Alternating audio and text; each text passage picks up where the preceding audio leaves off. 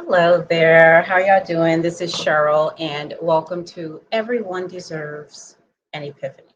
Okay. All right.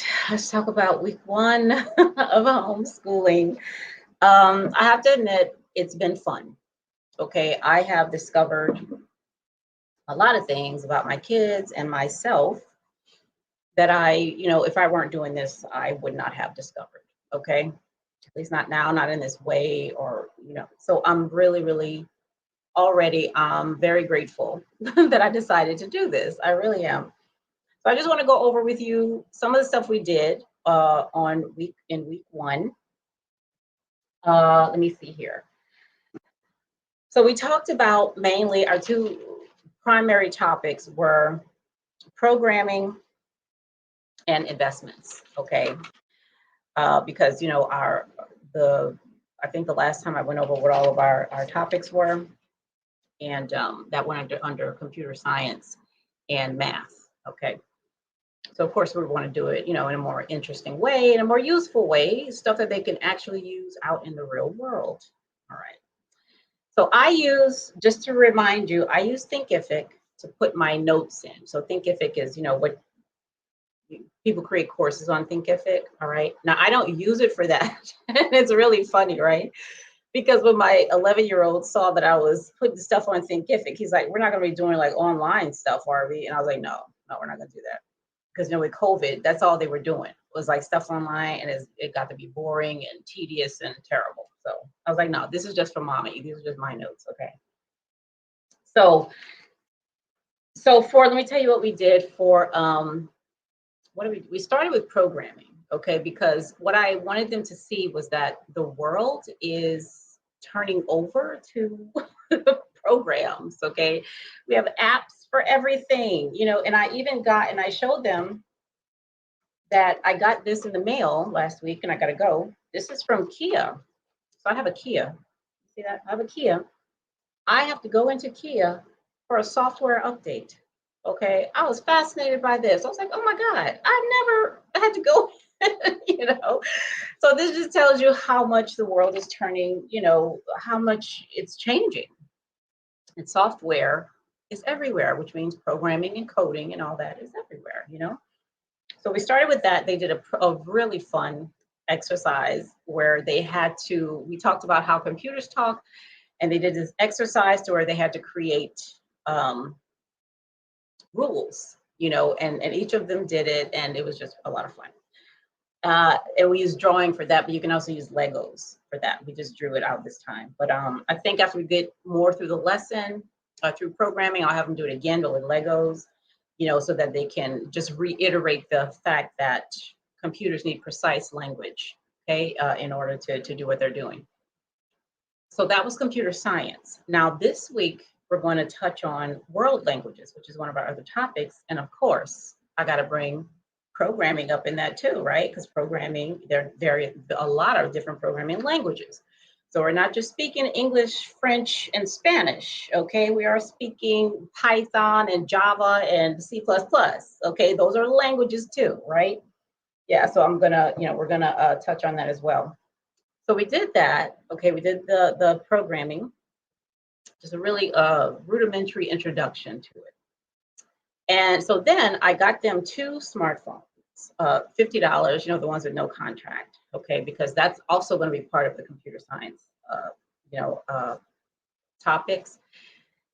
Plus, they had to investigate. We talked about stocks, okay? We watched, and they were very, very interested in stocks and what stocks are. We watched this little cartoon. The cartoon looks like it was made in the 70s or something, right? But it was very, very, and I was fascinated too, okay? Because I'm learning right along with them. So we looked at this video on stocks, and we talked about what they are. We looked at some. They love Roblox, okay? So we went online and we looked at Roblox just went public in March. So I was like, well, what does that mean? They just went public. Like, what were they before? So we investigated that stuff. My oldest, Paul, was super fascinated, because Paul just likes calculating things, so he sat down and he found, because what we're going to do is they're making investments, Okay, they're actually going to buy stock in Roblox. Okay, so each of them, I had each of them download Robinhood, which is the app that we use, to buy the stocks, and they're each going to buy their stock, and they're going to follow it throughout the school year. Okay, and continue to do the calculations, and maybe find some other, startups. I want us to look at startups that they could possibly invest in as well. Okay, so we have that. Yeah, and Paul just, I mean, they both really, really like that. And even after, like days after we did that, they were still talking about it. So that was a lot of fun too. So we have the phones, we've started the Robinhood, they know what stock they want to invest in, which they're going to do next week, actually do the investment. And we're going to talk about that again as they do that. So now, just so y'all know, like I work full time. Okay, it's not like I'm sitting down for 8 hours in front of these two, teaching or whatever. Okay, so we do the bulk of what we do in the morning for so they wake up at 7. Everybody's down here, having breakfast. They do some like physical activity, like I have like a trampoline over here, little weights, a jump rope. They can go out on the porch. We have a cul-de-sac. They can go walk around the cul-de-sac. Just something to warm up. Get some that blood flowing and ready to go. So they do that, and we actually start the lesson at 8 o'clock. Okay. So we start the lesson at 8, and we just go through it, right? We review what they did before, and then we start to talk about what we need to talk about. I use YouTube if I need videos. A lot of times it's just, conversation or something. I have books here and everything. So we do that. And it's just been really nice. Like this first week has been really nice. I see, like I'm writing down some things that I might want to consider, as I go through. And like maybe providing more handouts for them to use, possibly. Because what I'm noticing, so let me tell you some of the questions that they asked, which were really fascinating to me. So I got a lot of, what do I do? Like when I asked them to write something, okay, I asked them to write, what questions do you have about programming? Before we started programming, what questions do you have about it? And I asked them to write something else. Oh, their goals. Like, what are your goals for this year? And when we have discussion about goals too, like what a goal actually is. But the questions were like, well, how many words does it have to be? How many sentences? Like, because that's what they're used to in school. The teacher's telling them exactly, okay, I need at least 420 words. I need at least 2 paragraphs. I need, so I'm like, however many you feel, answers the mail, this is the ask. So just, however many work for you. Hi, NC worker, how are you? So I'm gonna have to, they've learned that behavior, right? About waiting for specific instruction on how long the paragraph has to be, like how many sentences. And they're actually counting, they would actually count the sentences. Okay, do I have enough sentences? So then it's no longer about the topic. It's about, given what the teacher said you had to do, and that's it. Oh, that's all. I don't need any more sentences than that. No, we're not doing none of that. Okay. So I'm having to break them out of that habit where they feel, this is the assignment, but it has to be this many words or some, we're not doing that. And something else. So my youngest, he asked me, he said, Mom, I feel like I'm not really learning because we're not like doing a lot of stuff, right? A lot of what they're doing is self-directed. Okay, I give them instructions, put it in the folder. We talk about it during the day. I say, you go research this, come back with this, bring it, and they have to do a documentary each day, okay, which talks about, have them reflect on what they did that day. They can write it down if they want to. They can do a video. It just has to be somewhere where I can get to it, when I have a minute to get to it. So they do their documentaries. But so then we had a discussion about what learning is, okay? So I asked them, I said, okay. I said, how did you learn to speak English? How did you learn your language? And they were like, I guess it was from being around other people. I was like, yeah, like that. I said, you didn't have to wait until you went to kindergarten or preschool and started learning your ABCs to learn. I was like, you weren't mute. Okay, when you first started learning your ABCs, you could speak in full sentences. All right, you were quite fluent in English when you began to, learn your ABCs. Okay, so I said the same thing. How about walking? How did you learn to walk? Okay, were you in a wheelchair until you went to first grade? Or so, I mean, did you need a teacher? What happened? You know, and it was like, well, I don't know. I just started walking. It just happened. I said, exactly. I said, that's how learning happens. It doesn't matter what the topic is. That's how all learning happens.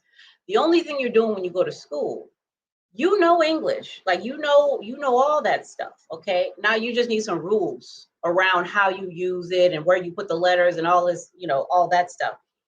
And I said, even if it's a new topic that you've never heard before, you know, you're still being taught the rules of it because there's nothing that says you cannot learn that on your own,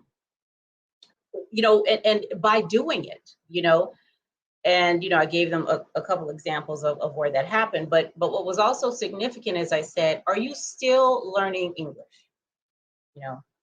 Yes. Yes. Are you still learning to walk?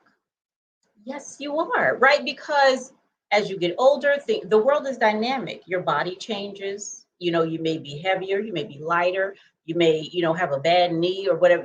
You're always learning how to walk. You're always learning how to speak English. Okay, always. Just this year in 2021, as of right now, there have been, I think it said, like 1,400 new words added to the dictionary. You know, learning does not stop. It doesn't. It doesn't stop. So we had that discussion just so he could know you don't have to wait on me. You don't have to wait to get in front of a teacher or somebody who labels themselves as a teacher and instructor in order for you to learn something. I was like, as a matter of fact, when you do get in front of me or a teacher or something, you have to suspend your learning for a little bit so that you can be educated, okay, which is not learning. And training is not learning. That's not the same thing, okay? You have to suspend your learning in order for that stuff to happen, all right? So that was a really good discussion, okay? Because I really want them to know that, real school starts now, okay? And it doesn't end at 5 o'clock. And it doesn't begin at 7, all right? Learning happens all the time, and they don't have to rely on me. They don't have to wait on me, okay? Because I told them I don't know everything. Some of this stuff I'm learning with you. So I have questions too, all right? So that was really good. Now, so this week,